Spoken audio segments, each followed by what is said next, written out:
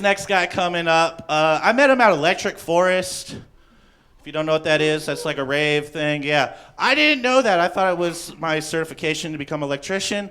Instead, I still think I'm tripping on acid. But give it up for the one and only Bear Love, everybody. Yeah. Hippie a little late to the stage. How we doing, Golden? All right.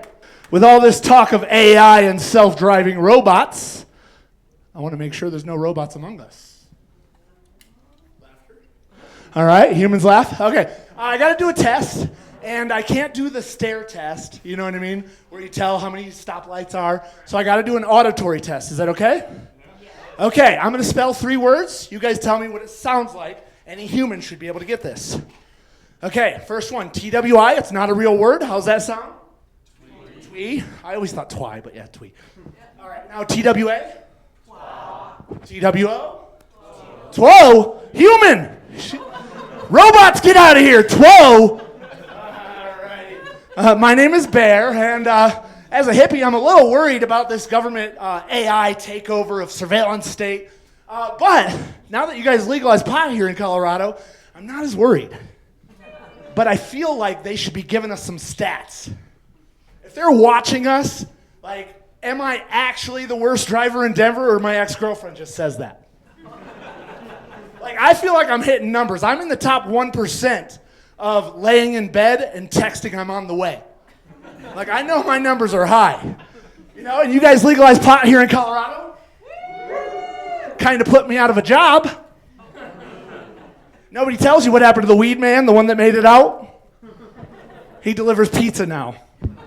DoorDash. And these people with the snowboard racks looking like police on the top of their car, they're slowing down your food. But they say with all this technology, we lost a few things. And like the airport hello. You know, long lost lovers meet at the airport and they're like, now you're getting picked up by Carl, your Uber driver. You're not hugging Carl. You shouldn't be. But, so they say that you can still find things even though we've lost them. So I deliver Uber Eats at night to the colleges. And I get that airport hello 6 times a night at the frat delivering McDonald's at 2 a.m.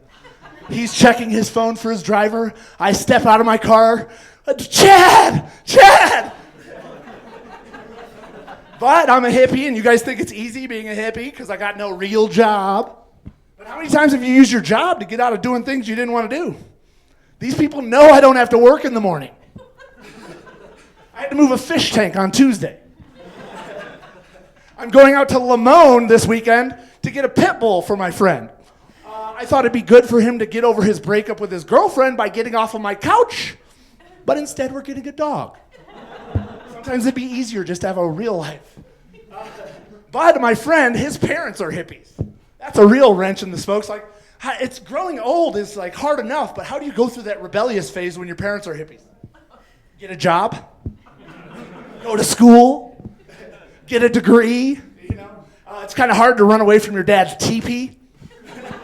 He chases you down on horseback and says, "It's cool, bro. We can talk about it." But hippies did some good things for society. They invented the word grounded. Take away the TV, take away the phone, get grounded. Before that, I guess we just beat our kids. I used to grow pot here in Colorado, high up in the Colorado Rockies, double meaning. And the worst thing happened to us when we were up there. We ran out of Kool-Aid. Hippie's worst nightmare. Chiba Hut has it on tap like it's a real drink. We love Kool-Aid. And my girlfriend shopped at Costco, so we had a bunch of sugar and no Kool-Aid. But I was living at a hippie house, so we had a bunch of tea up in the cabinet. And so have you ever thought you invented something that you didn't? I was pretty stoned one day and I thought that happened.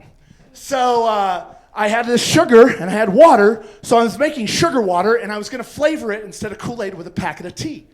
And so I was calling it sugar water tea. I'm asking my girlfriend, "You want another batch of sugar water tea?" My friends, they didn't call me out. They probably thought there was weed in there, knowing me, but it was just Celestial Seasons, sleepy time. So, but for 3 days, I'm passing out sugar water tea to my friends. "You want another batch of sugar water tea?" I tell about your cousin, you know, your family will keep you in check. My cousin comes up from Texas, and I go, yeah, I'm thinking about doing a stand at Red Rocks, all the different flavors. And I could do sugar water tea. And he goes, this is really good, Bear, but you did not invent sweet tea. So here we are in Golden, Colorado.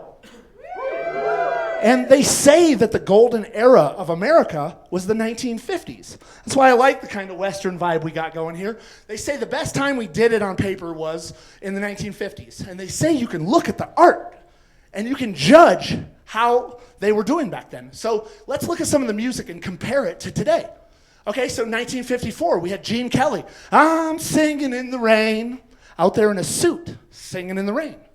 Now, if you go down to Colfax and you see somebody singing in the rain, are they doing good? Or are they under the influence of methamphetamine? Okay, so I'm not going to judge our generation by one song. So let's go back into the vault. We got Doris Day, 1954. Que sera, sera, whatever will be, will be. If you hear somebody on 16th Street Mall singing whatever will be, they might be in foreclosure.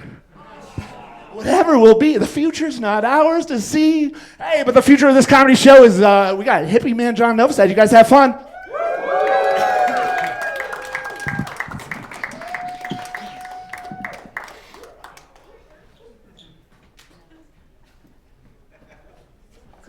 Guys, give it up for Bear Love.